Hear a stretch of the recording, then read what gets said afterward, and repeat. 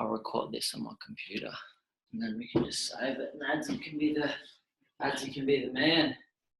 Perfect. Let us know when. All right.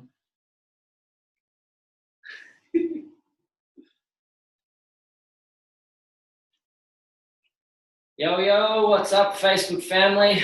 Thank you for tuning in. Obviously, this is a part of our live series that we're going to do at least once a week, but we're going to get some of the best experts from around the world in their fields to basically give us a quick insight of what they do, share their business, and today we're very grateful to have the CEO of Synx, Mr. Charles McKay. Welcome, Chuck. Jordy, thanks for having me. It's a pleasure to have you here. So, guys, if you're not familiar with what Chuck does, or Charles, as he's known online, all right? Obviously an inbound marketing specialist, that really concentrates on company sales and these kind of things. So we're going to get really into that today because it's just so out in the air that we're finding more and more. And being in the same networking group, we sort of know some of the same things that are happening over and over and over. So more to you, Chuck. Talk to us about some of the experiences you're having, like with your company, where you're at right now. Yeah, it's really interesting. Like when you think about what inbound marketing is, and in a nutshell, it's like the traditional advertising is disruptive. Yeah. And is that actually adding value or solving a problem for someone? So when you think of inbound, like generally speaking, it's going to be I have a problem or a need, or I'm looking for a valuable item, and then the way the world is shifting is that, traditionally going back 10, 15 years that the seller had the power, and now with, through the internet, in a nutshell, everything is on there, so I can find it. So when I meet you and we have a chat, I probably know more about your product than you do. So the whole, concept of inbound marketing just makes a lot of sense in a nutshell that, consumers and businesses are now sort of in control of the buyer's journey. So you need to add value and solve their problem along the way. And the more of that you can do, and the less you can interrupt, generally the better you'll go. And I think the other thing about inbound is like it's that long. It's not an overnight quick win. Yeah. It's an investment to your business and also your long-term strategy. You can do quick promos and all of that, like it's always been done, but reality is inbound is going to be there forever. You build a strategy in place that is driven to, helping your ideal customers. They will find you. Yeah, nice. So talk to us about, what are the differences between traditional outbound and inbound from your own, like what are you finding that people are still using outbound techniques, right? So what's the difference? So like when you start to really understand who your client is or your customer, however you define it in your business or whatever you're doing, how does your product or service add value or solve a problem to them?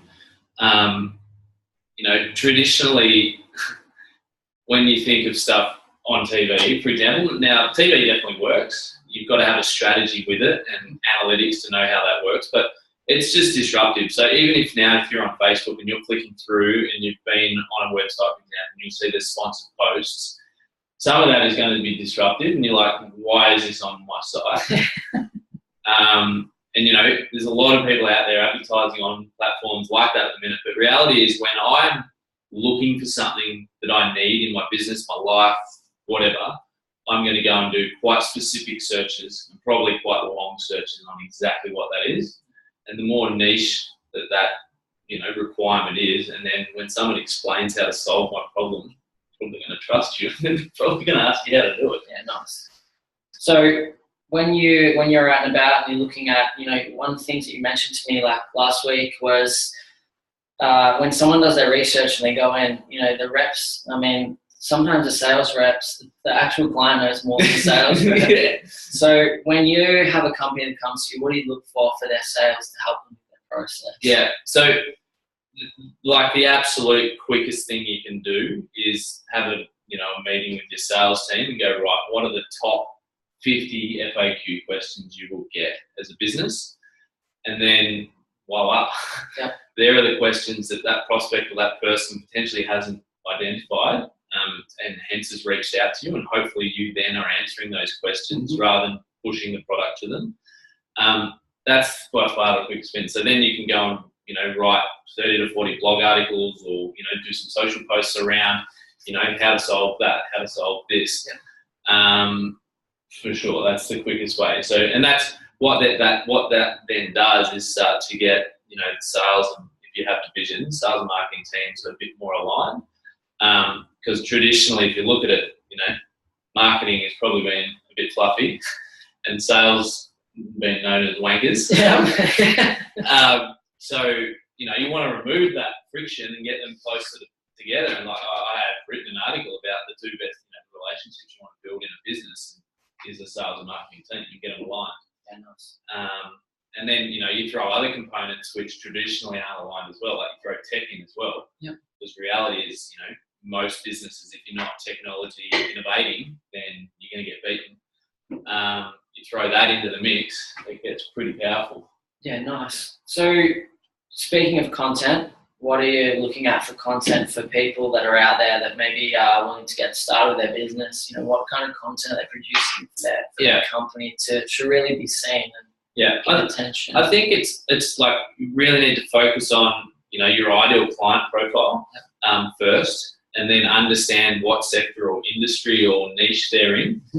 And then within that business, there's going to be a series of stakeholders that are probably going to be influential in the decision of your product or service, or whatever it is. And then you need to focus on the challenges that you know they have and the ones that you can add the most value to. If you start talking about those problems and challenges in business, the reality is they're going to start coming to you for help. You start talking about your product and service, like reality is that's disruptive and I don't really care. So that's the idea, that you know, have that always be helping mentality. Don't get me wrong, when the time is to go, you know, close.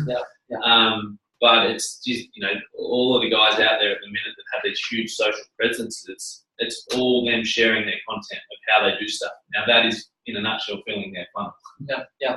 So what are you finding, you know, with people out there that are basically, you know, have these big followings? What are you finding with them? Because a lot of them aren't capitalizing on their audience, right? Fair to say. So what can they do to really sharpen that up? For sure. To help them get paid? There's you know, there's a series of ways, if you, depending on the verticals you have, or if you have a huge Instagram following or a Facebook following or whatever it may be, there's going to be networks, platforms, people that you can probably leverage to use along the way. There's a ton of ways to do that. Now, you know, you often see it where, you know, especially a younger guy will go and build a huge following. Didn't really mean it. Build it, you know, more because he's passionate or something like that. So then you look to, all right, who can I leverage that, you know, my network, their products or service will add value to, and, you know, go and speak to them and, you know, build that relationship with them, and don't push their product, but start to introduce it into your life. And, you know, there is platforms out there now that you can do this. Like, you know, there's, you know, brands and influencers can connect on platforms and you can start leveraging your audiences.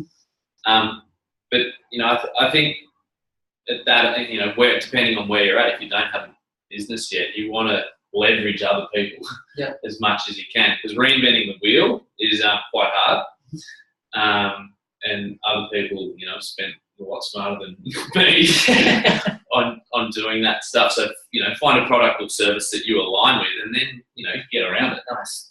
Really well said. I think that's one of the biggest things that we're noticing. So many people do have a huge following, and they just can't capitalize on it. So let's try and sharpen that up. So I think you know, obviously my love for travel, and you love for travel. So talk to us about being in business and what it helps with people that really go and see the world, and obviously able to help with their business as well. What are the things that you learned traveling around the world? I think traveling is massive. I, you know, first went on a trip, like my first, you know, international trip 10 years ago. About now, I probably landed in Muskoka, Canada, to go water skiing for 3 months. What a spot. And you know, it opens up your perspective massively. It opens you up to different cultures, different ways of thinking. You then start to see, like, another thing about traveling, and also cross-pollination of industries and businesses, you see how one sector or one industry has done something, and then it's like, well, how can I apply that to either my business or my clients? But it definitely opens up your mind. And then the other thing is, you know, which is hard, and we all seem to get in this really compressed stress bubble. But you have to let go, because if you don't, like, things are going to explode. So, you know, the way I've built the business that I've got now is, you know, I have teams in multiple regions to leverage their skill set, and then also I get to go and see them, which I thought was pretty cool. But yeah, I think travel is invaluable. You know, I remember going back when I went on that first trip. You know, a lot of people are like, you know, what are you doing? It's like, well, I would prefer to do a trip a year than do this one hurrah trip for my whole life. It's like, well, why can't I just go on a trip a year and spend a month or 6 weeks or 4 weeks or 2 weeks traveling and working wherever I could? And obviously, because of my IT background, I didn't really find it that hard to just turn my computer on and I could pretend I could be wherever I am. So, you know, the infrastructure that's being built around the world now is so easy to travel and work. And, you know, newer businesses are obviously starting to bring that into play, that you can work from any location. I think there's challenges to that. Like, you need the infrastructure and the communication systems to be able to manage that. But yeah, it's amazing to be able to go and see the world, and then, you know, not get completely behind, and then by the time you get back, it's like, oh my God, what have I missed out on? So you can keep up to date. I think it is really important, though, to check out a number of times a year to, you know, not be too connected. And so, you know, traveling to the absolute remote locations is good for that, and, you know, have nothing, so you can literally pen to paper or whatever it is. Yeah, travel's amazing. Yeah, awesome. And maybe the best places we can connect with you so guys can reach out. Yeah, sure. Like, I'm sure I'll be tagged in this video. So if you just Google, you know, my name, you'll find me on a series of things. So Charles McKay. Yeah, and my computer or website will probably look after you. Load up, guys. Jump onto Synx, and Chuck's on LinkedIn as well. So, mate, thank you so much for your time. Appreciate it. Appreciate the chat. Guys, connect with Chuck, and we'll speak to you guys very soon. Awesome.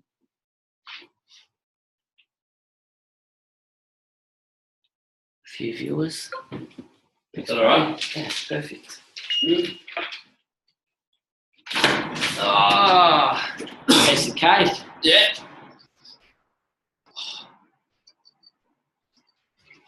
Not bad. Just under 13 minutes. 13? Yeah. Bang. That's perfect. What's it on?